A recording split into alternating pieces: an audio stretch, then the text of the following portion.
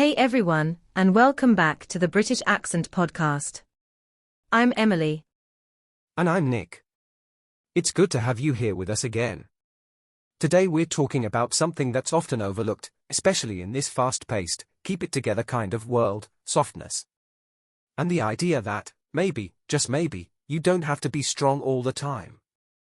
Yeah, we grow up being told to keep pushing, to keep our heads up, to hold it together, especially when life feels like it's falling apart. But what if strength doesn't always mean powering through? What if, sometimes, it's in the quiet moments, the vulnerable ones, that we show the most courage? Absolutely. We tend to associate strength with resilience, toughness, not letting anything get to us. But there's another kind of strength, one that's quieter, gentler. The kind that says, today I don't have it in me to be strong in the way others expect. But I'm still here, I'm still showing up, just softer. It takes real courage to sit with your emotions instead of pushing them down. To admit you're tired, or lost, or hurt. That's not weakness, that's honesty. And I think that's something we don't give ourselves enough credit for. We're so used to pretending everything's fine. Slapping on a smile, carrying on with work or school or whatever's on the list. And while there's value in being responsible and dependable, there's also value in being human. You're allowed to have off days. You're allowed to pause. I've found that some of the most powerful moments in my life have been the ones when I've let myself fall apart a bit. Not in a dramatic way, just allowing myself to feel what I feel. And I think that's where healing begins. Not when you act like you're okay, but when you stop pretending to be. And for some reason, we often feel guilty for that. Like if we're not strong, we're letting people down. But who decided that strength has to mean being unaffected? There's strength in gentleness. In kindness. In softness. Especially in a world that can feel so harsh. You know, people think being soft means you're fragile. But softness can be steady. It can be grounding. It's not about falling apart every time things go wrong. It's about having the emotional awareness to recognize when you need to rest, or cry, or just stop trying so hard to be fine. Exactly. And when you think about it, some of the strongest people you know are probably the ones who've allowed themselves to feel the full spectrum of what life throws at them, not just the victories and the highlights, but the quiet struggles too. It's brave to be soft in a world that tells you to toughen up. It's brave to say, I'm not okay right now, and to still carry on, just at your own pace, in your own way. And it's okay to lean on people. It doesn't make you any less capable. Sometimes, sharing what you're carrying actually gives you more strength, not less. We weren't made to carry everything alone. Softness is what connects us. It's what makes room for empathy, for comfort, for compassion, not just for others, but for ourselves too. There's something deeply powerful in embracing your softness, not just when life is hard, but even when things are okay.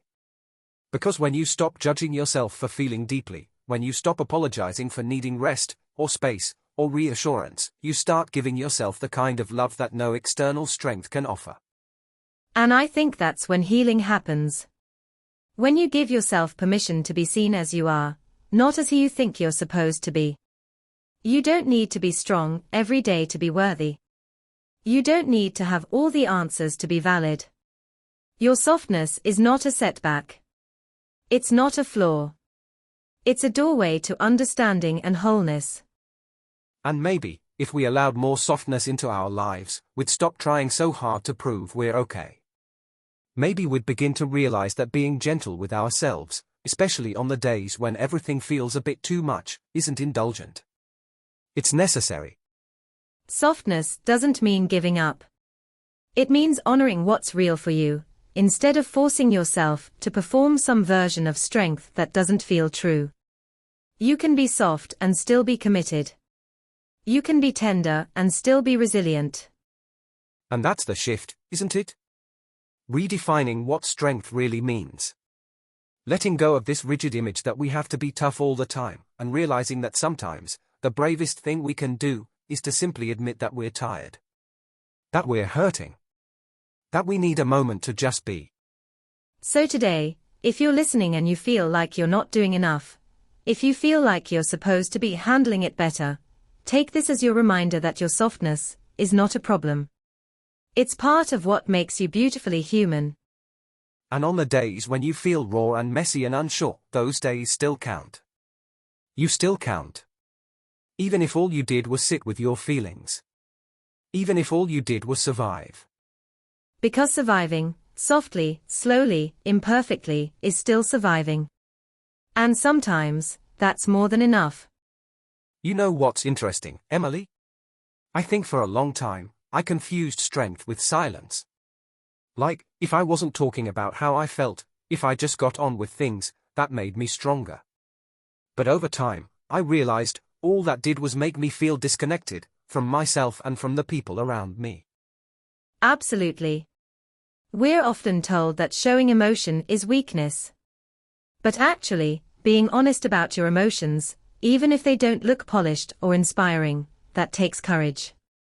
That's real strength. And it invites other people to be human too. It's like, when you meet someone who's unapologetically soft, someone who listens without fixing, who shares without pretending, there's something healing about that. It gives you permission to do the same. And you don't always have to have something profound to say. Sometimes, just saying, I don't know, or this is hard, or I'm not okay right now, that's enough. That honesty, that softness, it builds connection. It creates space for comfort. Not solutions, just presence. And maybe what we need more of isn't advice, or motivation, or even distraction. Maybe what we need is more people who aren't afraid to be soft with us. People who don't rush to fix, who just say, yeah, me too. I get it. That kind of support changes you. It makes the world feel less lonely. Because when you stop feeling like you have to perform strength all the time, you start making peace with the parts of you you've been hiding. And that peace, it's quieter than the pressure to be strong, but so much deeper. And once you taste that peace, you don't want to go back. You start to choose softness on purpose. You start to choose rest, and vulnerability, and slowness, not because you've given up, but because you finally understand that this too is powerful. And the world doesn't really reward that kind of strength, does it? At least not openly. We get applause for pushing through, for staying late, for pretending everything's fine. But no one claps when you say, I took a break today, because I needed one, or I cried this morning and let it pass. And yet, those are such brave things to admit. Exactly. It's so upside down sometimes. We think the loudest people are the strongest, or the busiest, or the ones who never let their guard down. But often, it's the quiet ones who are doing the hardest emotional work. Choosing to feel instead of numb. Choosing to stay when it's easier to shut down. That's real courage. And soft doesn't mean fragile. It means you're choosing compassion when bitterness would be easier. You're offering kindness even when you're tired. You're showing up for others and for yourself, without armor, without rehearsed lines. That's not fragile. That's fierce. I like that. Fierce softness. It's like being gentle in a world that's constantly telling you to harden up. That's revolutionary. Especially when you've been hurt, or let down, or disappointed over and over again. To keep choosing love, to keep choosing empathy, that's strength with roots. Yes. And when we start seeing softness as strength, we stop apologizing for being tender-hearted. We stop saying things like, sorry, I'm being emotional, or I'm probably overthinking this. We begin to honor those parts of ourselves instead of shrinking them. And maybe then we also get better at holding space for others. Not just hearing them, but really seeing them. Letting people feel what they feel without rushing them out of it. Because we've learned to sit with our own emotions without fear. It's a different kind of power. The kind that doesn't need a spotlight or recognition. Just presence. Just honesty. Just showing up as you are, again and again, even when you're still figuring things out. And maybe that's the invitation for all of us, to let go of the pressure to be always put together, and start embracing the quiet strength that comes from simply being real. And if there's one thing we hope you take away from this, it's that you don't have to wear a mask to be worthy. You don't have to be strong in the way the world expects to be powerful in your own story. Exactly. Your softness isn't a flaw to fix, it's a truth to honor. So the next time you feel like you're too sensitive or not tough enough, just remember, strength isn't always loud, and resilience doesn't always roar. Sometimes it whispers, "I'm still here." Thanks so much for spending time with us today. If this episode resonated with you, we'd love for you to share it with someone who might need it too. And if you're enjoying the British Accent podcast, make sure you follow us so you never miss a moment of these honest, heart-level chats. Until next time, be kind to yourself. Truly. You're doing better than you think. Take care, and we'll speak to you soon.